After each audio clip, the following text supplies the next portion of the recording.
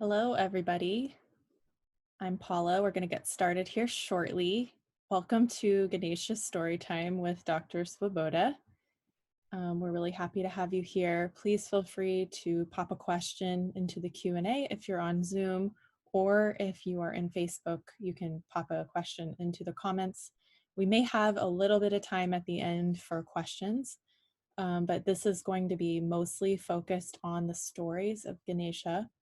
If you're interested in going deeper into Ganesha as a deity and how to work with that energy, how to learning more about the earth element and how to ground, mantras for Ganesh, that kind of thing, then you might want to join the course that Dr. Svoboda is going to be teaching in the next week.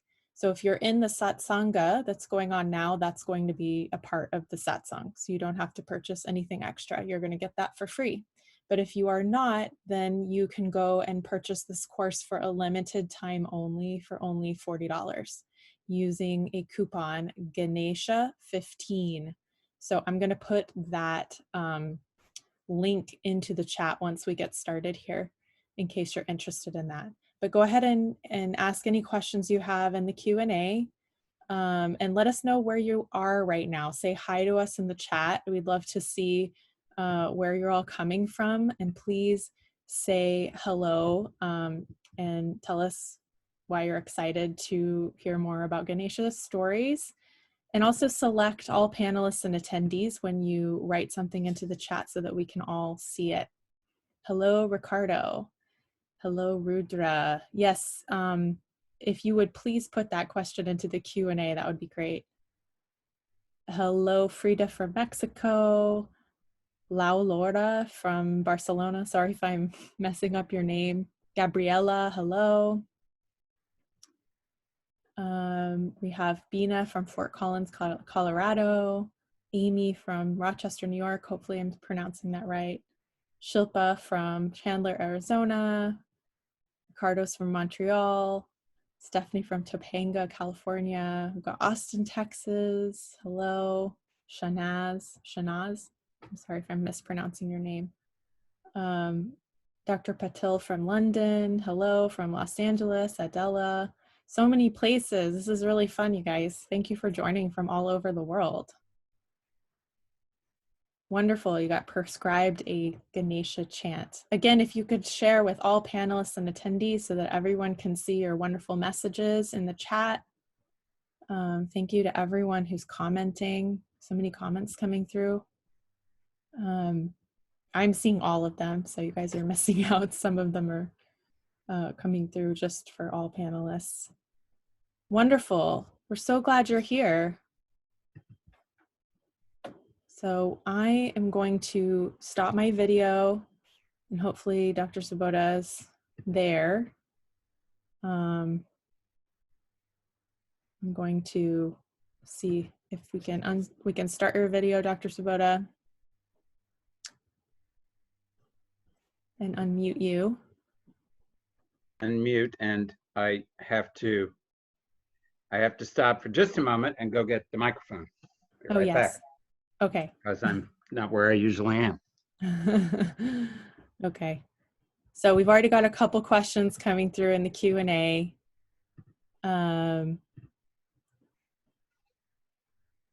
We are going to get started here soon. Just know that we might not get through all these questions, but there is a whole Q&A as part of the Ganesha course. So if you do have questions that we don't get through, I highly recommend just go ahead and put those questions up. We'll take them into consideration, and hopefully they'll get answered during the course. So I'm going to mute myself, and it's all yours, Dr. G. Thank you. Also, if you have any questions, you can write me at info@drsvoboda.com.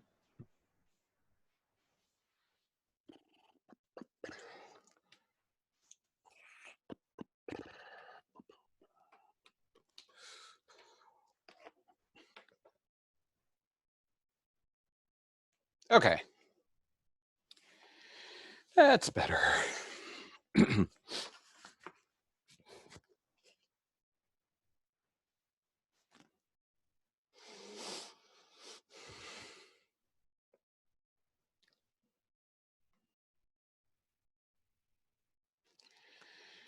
Om Shri Ganeshaya Namaha. Om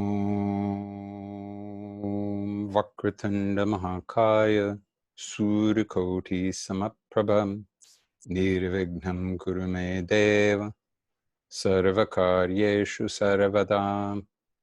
Om Ganana Antva Ganapati Gangavamahe Kavin Kavinam Upamashavastamam Jeshtarajam Brahmanam Brahmanaspatana Shanvanuthivi Siddhasadanam Mahaganapataye Namaha Om Ganganapataye Namaha Om Ganganapataye Namaha Om Ganganapataye Namaha.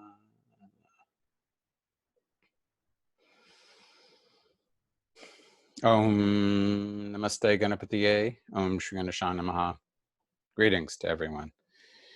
My subject today is Ganesha, and I probably had heard of Ganesha when I was a teenager or something, maybe. But certainly I got to know Ganesha much better when I got to India. And in particular, when I started studying at the Ayurvedic College in Pune, because Maharashtra, which is where Pune and Bombay are located, is without doubt the center of Ganesha worship in India. Yes, there are Ganeshas all over. Some of them I'm quite fond of, including the the one on the top of the rock fort in Tiruchirappalli, the city that is more commonly known as Trichy, home of Sri Rangam in Tamil Nadu. And I'm very fond of Sakshi Gopal, which is in the Vishwanath Gali in Benares, and the Ganapati that is behind the Durga temple at Durga Kund, also in Benares. But certainly, if you really want to get to know Ganesha, Maharashtra is the place for you. There are many, many temples of Ganapati in Maharashtra, including Ganapati Pule, which is on the seashore south of Mumbai, not far from the city of Ratnagiri in the Konkan, the coastal area of Maharashtra. And there are many different Ganapatis in Pune. There's a very famous one in Mumbai, the Siddhivinayak temple at Prabhadevi. But there are certainly several other Ganapati temples in Maharashtra, in Mumbai itself. My two personal favorites in the city of Pune are the Dagdushet Halwai Ganesh, which is very new. It was created by Dagdushet, who was a wrestler. And as many wrestlers in India do, after they retire from wrestling, he became a halwai. He became a maker of sweets. And as a part of the Ganesh festival, which is very much an ongoing annual thing in Maharashtra, many people create images of Ganapati, which at the end of the festival, they proceed to the sea or to a river and immerse. But others create an image and then preserve it for the next festival. And Dagdushet did this. And initially, it was not at all well known. Even when I got there, which is now 47 years ago, it was a completely low-key affair, very near the city post office. Now it is a gigantic thing, and you have to wait in a queue sometimes for 45 minutes or more in order to be able to stand in front of that particular Ganapati and make an offering to him. Which is why though I always salute Dagdu said Halwai Ganapati, I prefer going to Kasba Ganesh. And Kasba Ganesh is a good example of what is called in India a Swayambhu image. It's an image that manifested itself, in this particular case, in the trunk and upper roots of a tree. And it's been worshipped for at least a couple of hundred years, maybe longer. It's very near the chief fortification of Pune that was created by the Maratha Empire, the Peshwas in particular, since the Peshwas ruled from Pune, and that's called Shanawara. So it's just opposite Shanawara. And it is still a very low-key place, very people-focused, and Vimalananda loved very much going there and hiring some Brahmins and having them repeat the Ganapati Atharvashirsha Upanishad, which is a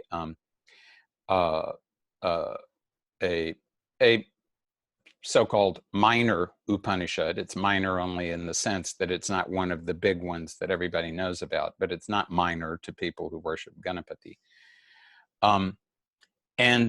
It's still very much, it's closed in the afternoon, remember that. But if you, it's very much worth a visit if you ever happen to be in Pune, and for that matter, that part of Pune.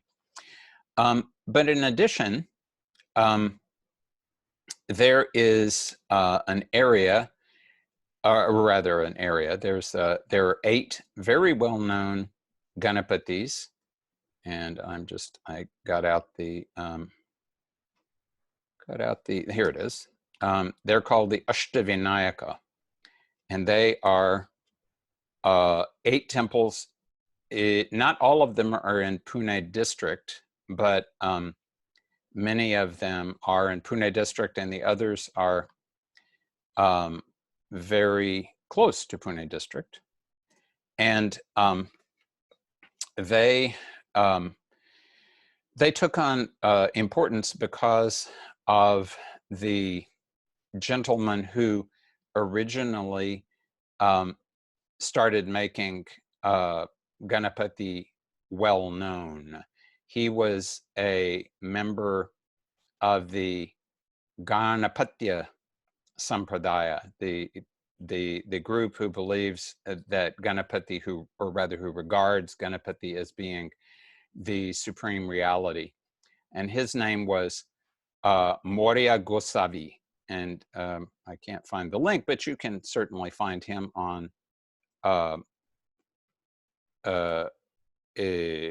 Wikipedia also. Maurya Gosavi. He lived, nobody knows, 300, 500, 100, many centuries ago. And he was closely associated with at least 3 of these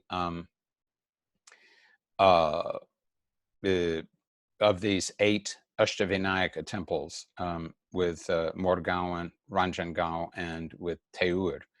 And they're all excellent temples, though I have to say the first one of them I ever visited in the company of a friend of mine who was born and lived in Pune at the time, and then became a monk in the Ramakrishna order.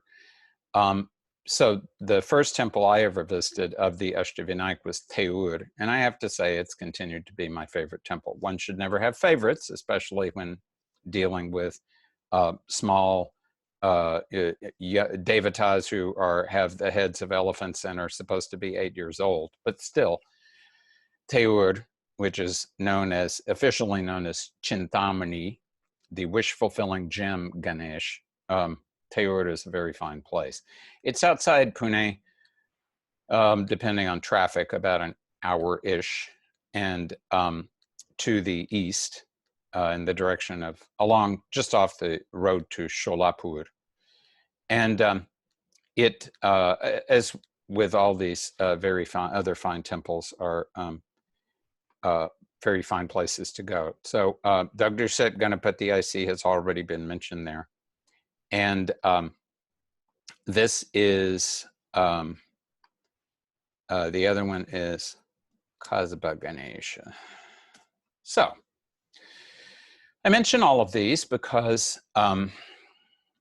this is a big, important part of why um,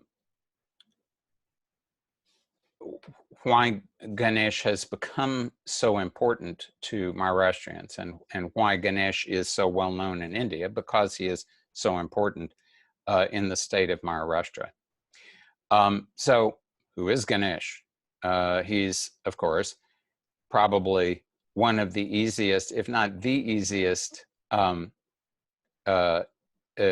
Indian deity to identify, because he has the head of an elephant. He's well known to pretty much everyone because he is always worshipped first whenever you're going to do anything auspicious, because he can either create obstacles for you or he can remove obstacles depending on how you respond to him. And during the class on Ganesh, I'll talk quite a bit more about that obstacle, that aspect of obstacality. But he's also extremely intelligent. He's very wise. He's very clever, and anybody who wants those qualities. And also, he's the patron deity of writing, so that makes him even more interesting and precious and valuable to me personally, because that's something I do a lot of. So Ganesh, or Ganapati, his name is very simple. Gana is a big word because it means categories of all kinds. It means assemblies, troops, collections. And Isha means Lord of. Pati means Lord of. So Gana Isha, Ganesha, Ganapati, both mean the same thing. He has and he has many other names like Vigna Vinayaka. He's the remover of obstacles. And he is, some people believe that his name appeared in the Vedas, in that Ganana Antwa Ganapati Gang Havame. But that is, that's not agreed on by everybody. What is clear is that around 1500-ish years ago, he started to become known as he is now,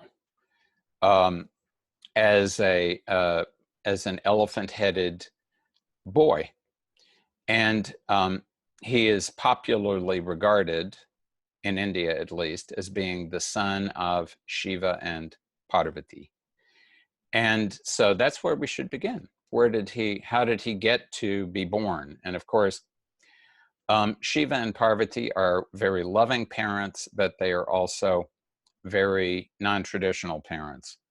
They have two children, Kartikeya, who was pretty much created only from Shiva, and Ganapati, who was, according to the most popular story, pretty much created only from Parvati, though with a little bit of help from Shiva.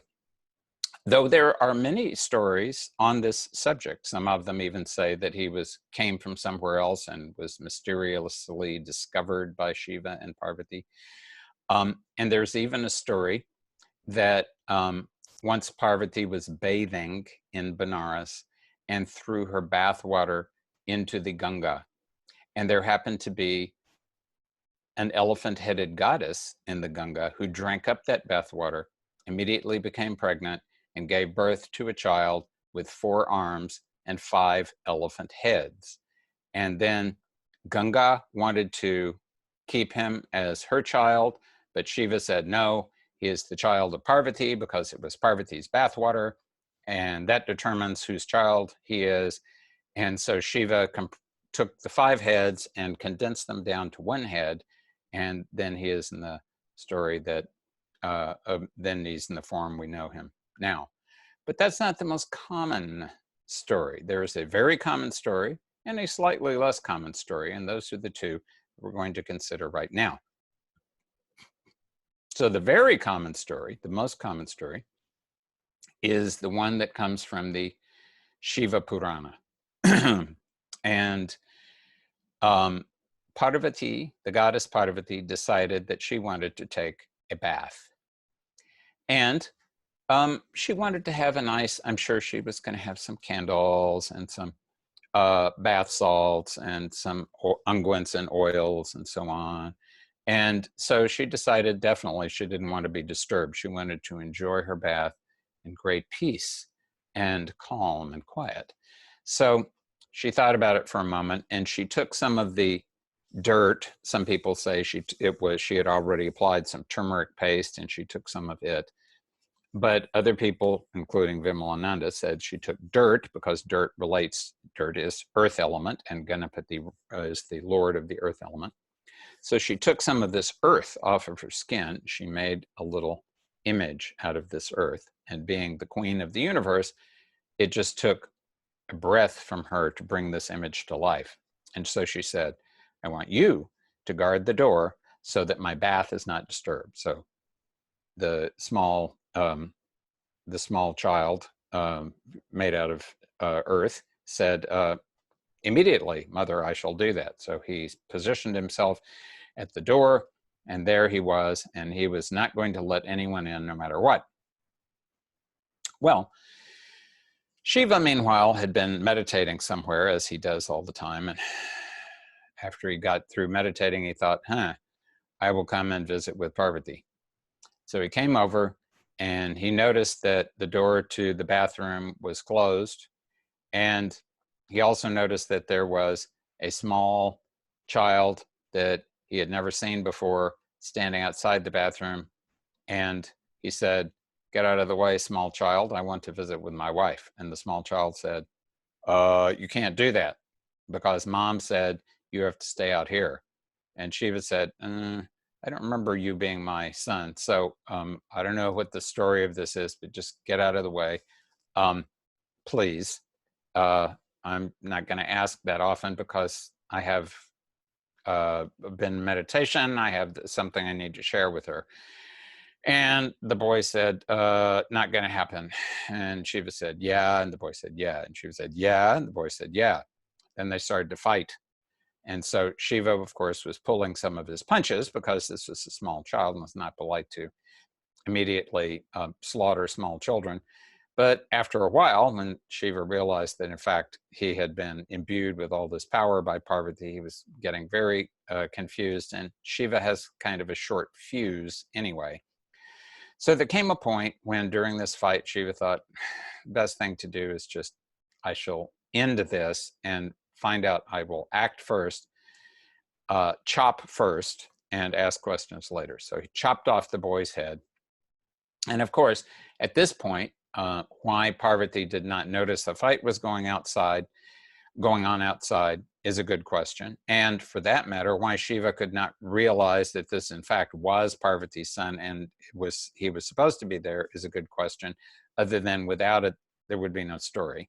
So anyway, Parvati finally noticed that her son was dead, and therefore she was extremely upset and said, I'm so upset, I'm going to destroy the entire universe because I'm very upset. So Shiva thought, this is not a good sign. And it's not time for the universe to be destroyed because I'm the guy who destroys the universe. And clearly it is not time. Let me check that. No, it's not time. So Shiva said, oh, my dear, yes, dear, please don't do that right now. It's not time for the universe to be destroyed. And Parvati said, okay, what are you going to do about it? You big lummox, you brute. And so Shiva said, I'll bring it back to life. So Parvati said, okay, better hurry. She started tapping her foot. She crossed her arms. And then there are different versions of what happened. But a common version is that Shiva sent out his minions to find the first animal who was sleeping with his head into the north, because in India, north is the direction of death. So that would indicate an animal who was moving in the direction towards death, whether that animal was aware of it or not. So it happened to be an elephant, and the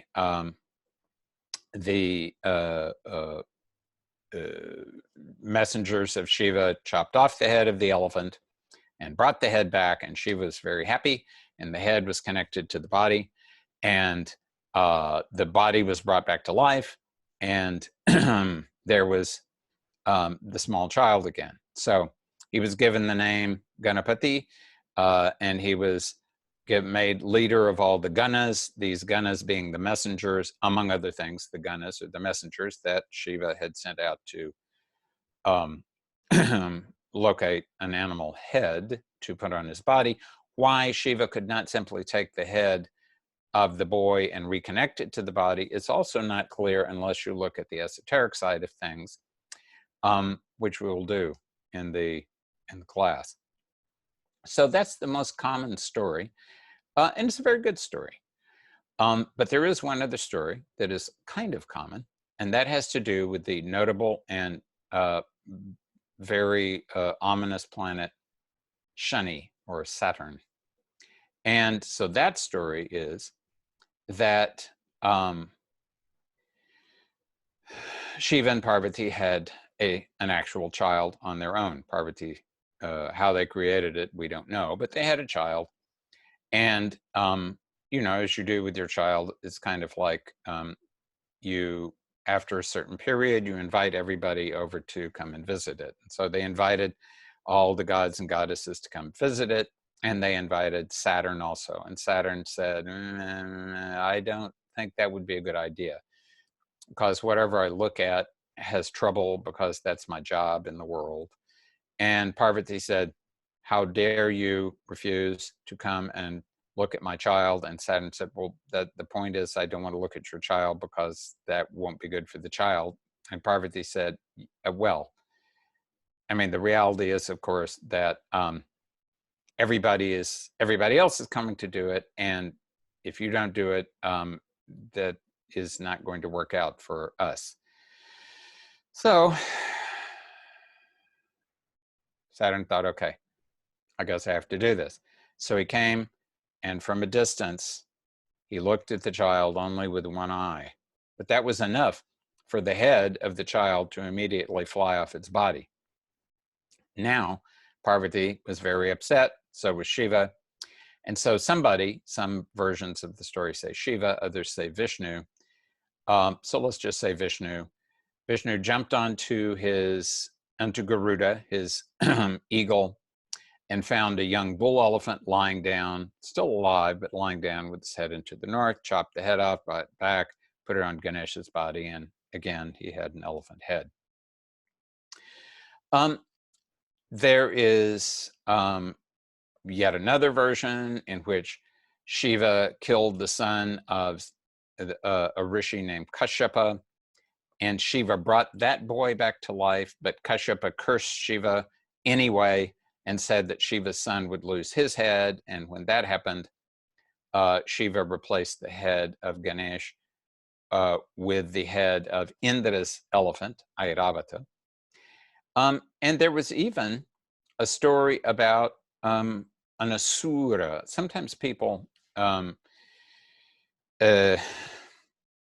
translate the word asura as a demon, but asuras are not exactly demons. They're sort of like, the devatas are visible light matter, and the asuras are kind of like dark matter. They're different astral races maintaining balance in the universe because of the way the universe is put together. So in any event, there was an asura, and his name was Gajasura. And Gaja means elephant. So Gajasura had the form of an elephant. And he wanted to please Shiva. So he sat down and did penance for Shiva for a long time. And after a while, Shiva said, Param Bruhi, good, you're very fine. You have done your job properly. What would you like? And Gajasura said, well, I think I would like to have fire coming out of my body all the time, so no one can ever come near me. So Shiva said, okay, unusual. I'm not sure I would have asked for that, but Tatastu, go ahead. And so Gajasura was happy, and now he had fire coming from everywhere, and he thought, you know, that worked so well, I think I'll do some more penance. So he did some more penance until finally he made Shiva happy again, and Shiva came and said, okay, you have fire coming out of your body. What else do you want? And Gajasura said, I would like you to live in my stomach. And Shiva said, huh, okay, sure. And Shiva started living in the stomach of Gajasura. And of course, if Shiva is now living in the stomach of Gajasura, he is not living in Parvati's house anymore. So if Shiva is not living in Parvati's house, Parvati is wondering where Shiva went. So Parvati looks around everywhere. Where has he gone? Where has he gone? Where has he gone? And finally, she gets to Vishnu. And Vishnu says, you know, that's an interesting question. Let me meditate on it a little bit. He meditates on it and he says, I see the problem. This is why we call your husband Bola. Bola means very innocent, very compassionate, but very innocent. Bola. So what's happened with Bola, Bholenath, is that because he is willing to do anything for his devotees, he has agreed to live in the stomach of one of them. So I will solve this problem, said Vishnu. Just Parvati, you just wait here and remain calm, and I'll be back shortly with your husband. So Vishnu thought about it for a moment, and then Vishnu said, this is what I will do. So Shiva rides around on a bull. The bull's name is Nandi. So Vishnu transformed Nandi into a dancing bull, and Krishna plays a flute, so Vishnu knows how to play to a flute. So he turned himself into a humanoid flautist, a flute player. And then they went to where Gajasura was nearby, and he started playing the flute, and the bull started dancing. And Gajasura was very impressed because, like I and probably most of you, he had never seen a dancing bull before. And so Gajasura was very pleased, and he said, you have pleased me, and I shall give you what you desire. And the flutist said, are you sure you're going to give that to me? And Gajasura said, I will immediately do it. What do you think? Of course I can do it. And so the flute player said, if that's the case, then what I want you to do is liberate Shiva from your stomach now. So immediately Gajasura realized that this must be Vishnu. Who else could have figured this out? And only Vishnu would come and have the guts to interact with me and try to get Shiva back. So Gajasura said, bowed down completely to Vishnu's feet and said, yes, immediately I shall do that. He liberated Shiva. Shiva was there. And then now that he has liberated Shiva, he asked for 2 more gifts, one from Vishnu and one from Shiva, because of course he did what Vishnu asked for. And since Shiva was no longer living in his stomach, that he gets credit for another gift.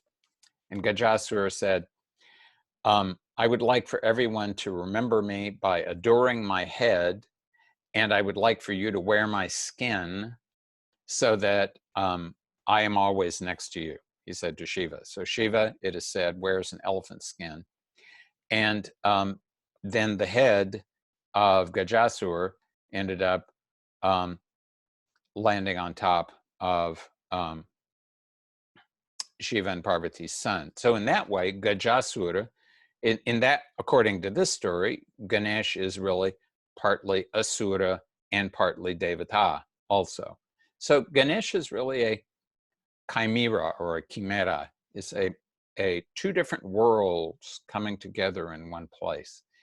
And that's what makes Ganapati so unusual, but also so intelligent, because he can look at things from different perspectives. He can see different ways in which things are connected that other people might not be able to see because they are only looking at things from that single perspective of however it was they were, whoever it was they are, whatever category they belong to, how they were born. So Ganesh, being um, a young deity, doesn't have a lot of complicated stories connected to him. One of the stories that is common in North India and not at all in South India is a story about the Mahabharata. The Ramayana and the Mahabharata are the two epics of India. And the Mahabharata has more than 100,000 verses. And it's extremely complicated story. And it is said that it was written by Vyasa, or Veda Vyasa, who wrote the Puranas and rearranged the Vedas, and he did a lot of work. And so it is said that when Vyasa decided he wanted to write down the Mahabharata, he realized that the only person who could really understand it and be able to transcribe perfectly was Ganapati, because he is so intelligent. So he requested Ganapati to come and write for him. And Ganapati said, I will definitely do so. The only thing is that I have to write continuously. So you can compose all the verses you want to, but I can never stop. If I stop writing, that's going to be the end of it. So Vyas thought about it a moment.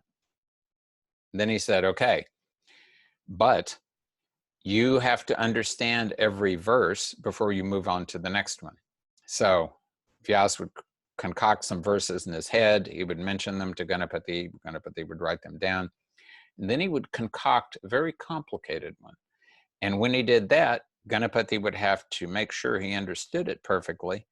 And that would take a little bit of time. And during that time, Vyasa would be able to concoct some more verses. So as soon as Ganapati really understood it and was ready to move on, Vyas had some extra verses to move on with. And they say that this is why Ganapati has only one tusk, because while he was writing with his pen broke. And of course, he had told Vyas that he couldn't stop writing. That means he couldn't stop writing no matter what happened. So he broke off one of his tusks and started using it as a pen. And so he is well known as being ekadanta, only having one tusk. And they say that this is one reason why he only had one tusk.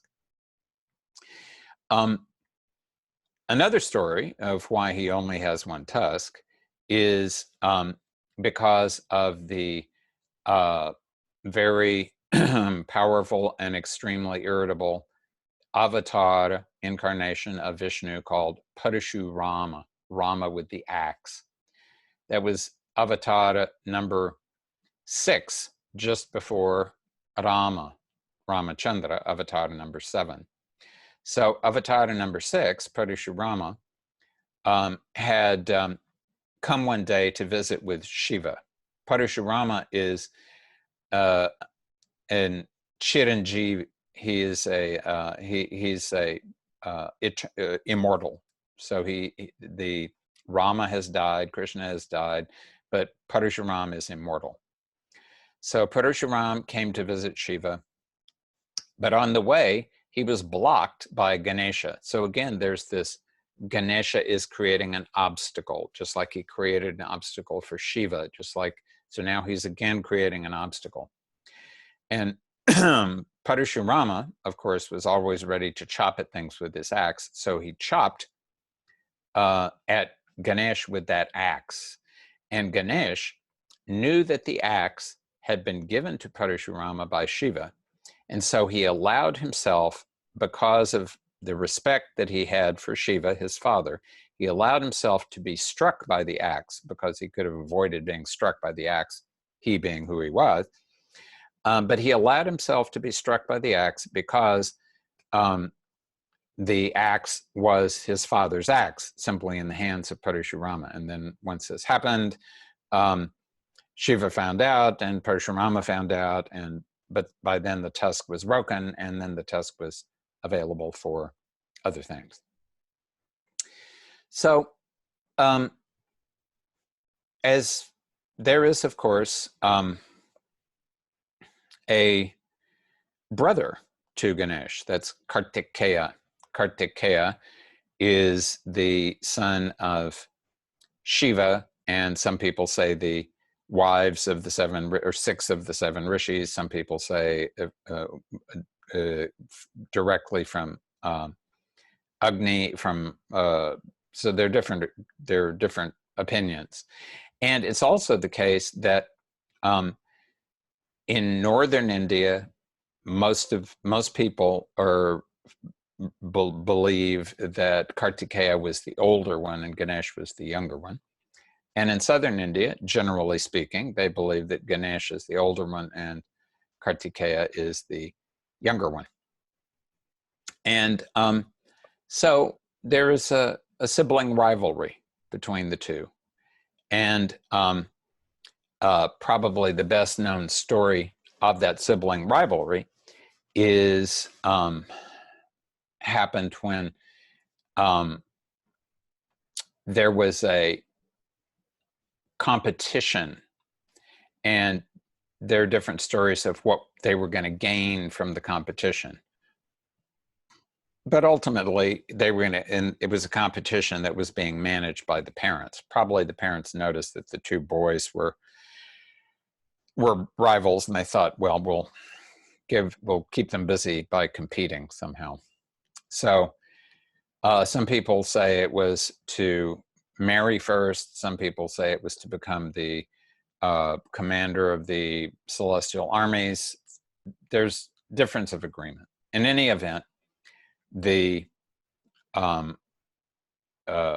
competition was the two of you start off at the same time, and you circumambulate the entire universe, and then you come back, and whoever gets back first is going to win. And so at the start, Kartikeya moved forward faster because he rides on a peacock, and Ganesh, who's a lot heavier than Kartikeya, rides around on a mouse. So Kartikeya moved forward, Ganesh moved forward. Kartikeya was a lot faster, Ganesh was a lot slower. And Ganesh was a little disturbed at this thought, and so either the celestial troublemaker Narada suggested it, or Ganesha came up with this idea on his own. But he thought, I believe that the reality of the situation is, even though the external cosmos is manifested externally, it has been manifested from my mother, Parvati. Parvati herself, and of course, Shiva, who is the consort of Parvati, the two of these are the parents of the universe. Therefore, they are equivalent to the universe. So Ganesh turned his mouse around, went back to Shiva and Parvati, circumambulated them, and Parvati said, "What are you doing?" And Ganesh said, well, as I've realized that in fact the two of you are the universe itself, and therefore I have circumambulated the two of you, and I'm back now.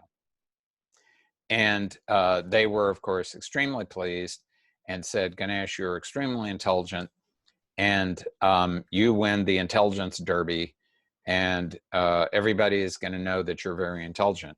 And of course, Kartikeya showed up later, and this did not impress him at all. And that did not solve the problem with the rivalry, though it did indicate to many people that Ganesh was more of brains and Kartikeya was more of brawn. And in fact, Kartikeya went on to be the generalissimo of the celestial armies. And so he was much more of a Martian kind of character. And true to this dichotomy between the brothers, it is in some places they say that Ganesh is married and Kartikeya is unmarried, and especially in southern India, and they say that Kartikeya is married and Ganesh is unmarried. So there's again a difference of opinion according to which tradition you're part of and is going on. So according to those people who believe that Ganesha was married, he has two sons, and those sons sometimes are called Shubha and Labha. And in this case, his wives are called Riddhi and Siddhi. Riddhi meaning sort of a generalized prosperity, and Siddhi meaning accomplishment. Siddhi is more for non-physical things, and Riddhi is more for physical things, but that's not a hard and fast rule. One thing that I find very, very interesting, and this is particularly the case because I saw this spectacle unfold in front of me. In 1975, there was a very famous Hindi film called Jai Santoshi Ma. And Santoshi Ma, Ma meaning mother, she is a goddess, and Santosha means satisfaction. It's like in the Yoga Sutras, Santosha, you should feel satisfied, you should feel content. Santosha means content. So Santoshi Ma, she gives you contentment. And so in this film, the story is that this Santoshi Ma is the daughter of Ganesh. Now, in the Puranas, these are the famous classical books of the stories of the gods and the goddesses. There's no mention of Santoshi Ma, period, much less the Santoshi Ma being a child of Ganapati. But since that time, and I remember in 75, I mean, Jai Santoshi Ma was a gigantic hit. And I mean, ladies would go in and do arati and to the screen when she was there and throw money. It was a giant spectacle. And ever since that time, now all around India are temples of Santoshi Ma. Even though she didn't exist earlier, she now exists. Even though she not only didn't exist, Ganesh hadn't had a daughter earlier. Now Ganesh has a daughter. And so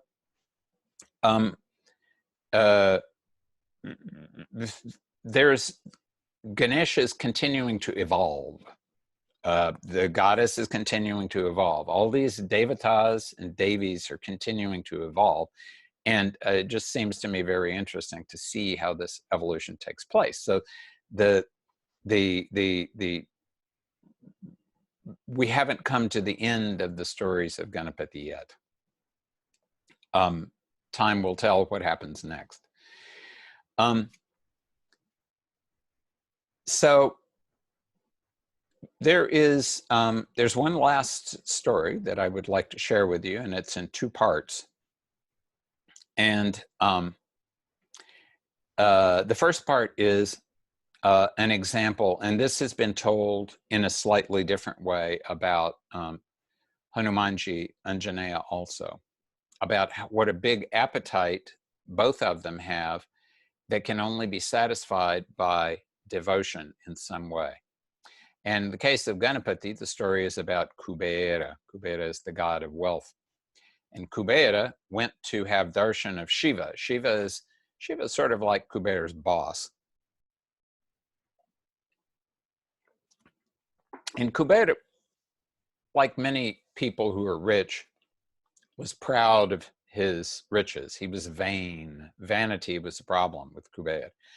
So Kubera came to Kailash, and Shiva doesn't care about things like that. He wears an elephant skin and the ash from cremated bodies, and he lies around, consumes intoxicants, and is always connected to the supreme reality. And so Kubera said, oh, Lord Shiva, I have a beautiful city. It's called Alkapuri, and I have all these great cooks. Why don't you come and have dinner with me? And Shiva said, I don't think so. But you are free to invite my son, Ganesh. You can definitely come and invite Ganesh. And so Kubera said, of course, I will definitely invite Ganapati. And so Ganapati was invited. And before Kubera left, Shiva said to Kubera, now you should know that my son has quite an appetite. He does have an elephant head after all, so just be prepared. Oh, don't worry, said Kubera, we have all kinds of food. And then Ganesh came there, and along with Kubera, because he was a small boy, so he had to travel along with some accompaniment. And so Kubera took care of him and made him very comfortable and so on. And then there was the feast. And during the feast, Ganesh started to eat, and he ate everything. All the other guests were watching in amazement because he ate everything. Then he started to eat the plates, and then he started to eat the decorations, and then he started to eat the furniture. And about this time, Kubera started to get alarmed. And so he rushed back to Mount Kailash and started to tell Shiva all that was going on. And Shiva said, I believe I warned you about this. And Shiva said, here, take this handful of roasted rice. That's all you need to do, provided that if you offer it to him with humility and love, that will solve the problem completely. He will be satisfied. He will feel santosh. And so Kubera immediately fled back to his city. And Ganesh had eaten most of the city by this point, and Kubera handed him the rice with humility and devotional love, and Ganesh ate it and was satisfied and was calmed down. And that was a very valuable lesson for Kubera.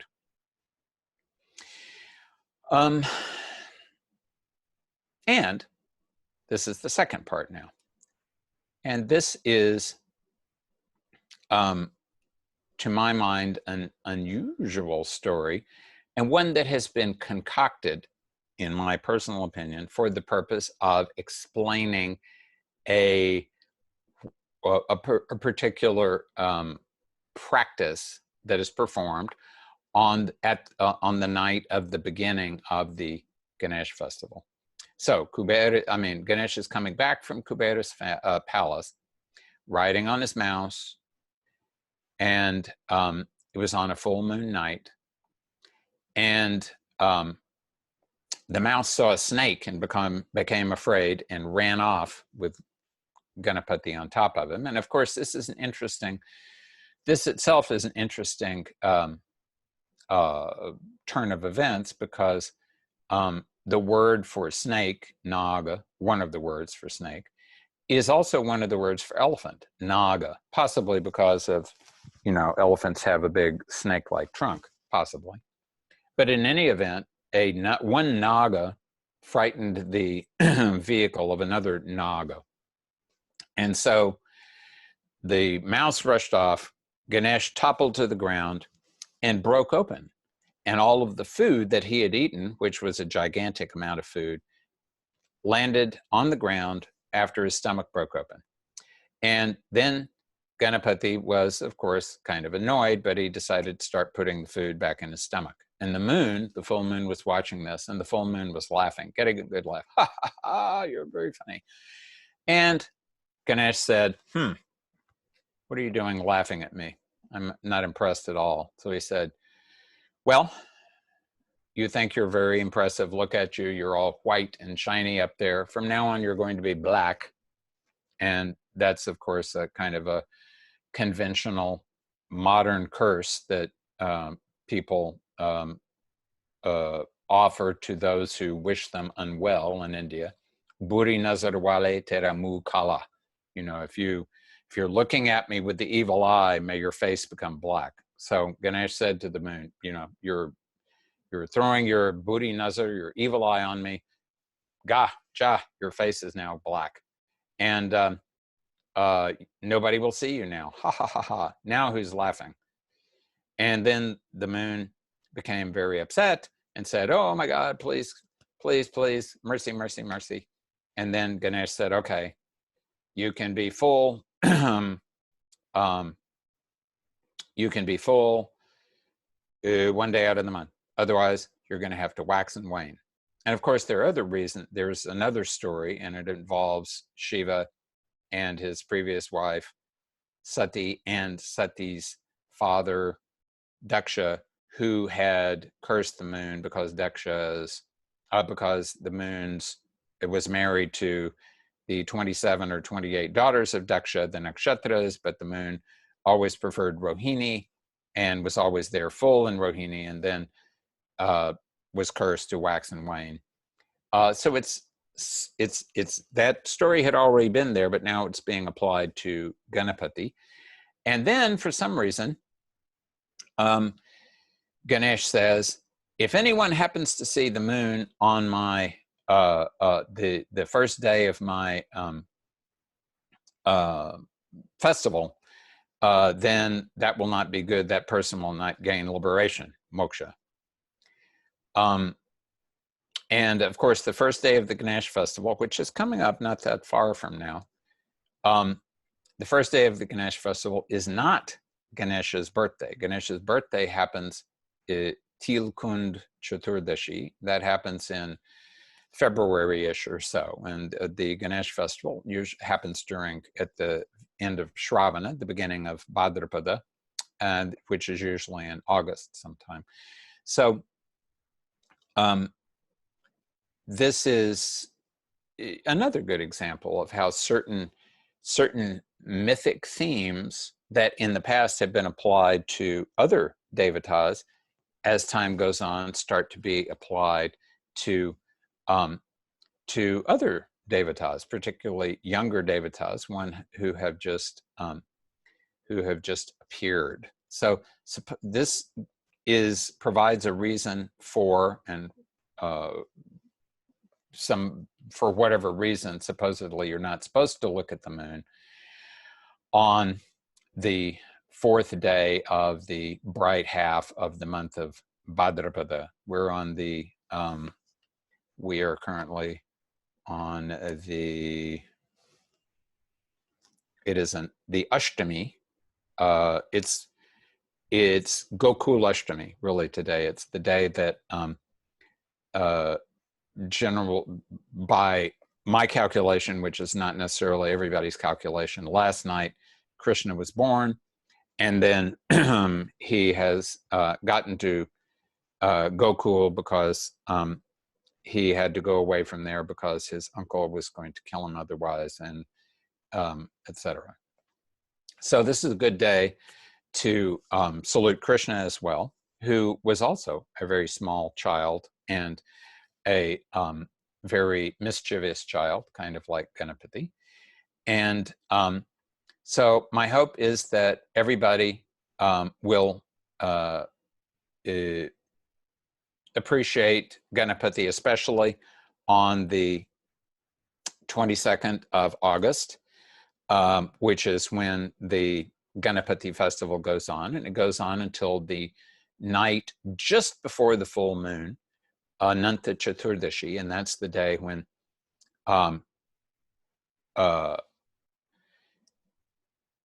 everybody who has brought a Ganesh into their home in Maharashtra will take that Ganesh to the river or to the sea, and then they will say, Ganapati Bappa Moria, Moria for Moria Gosavi, Pudyacha Varsha Lokarya.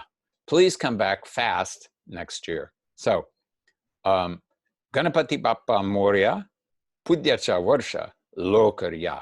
Om Ganganapatiye Namaha.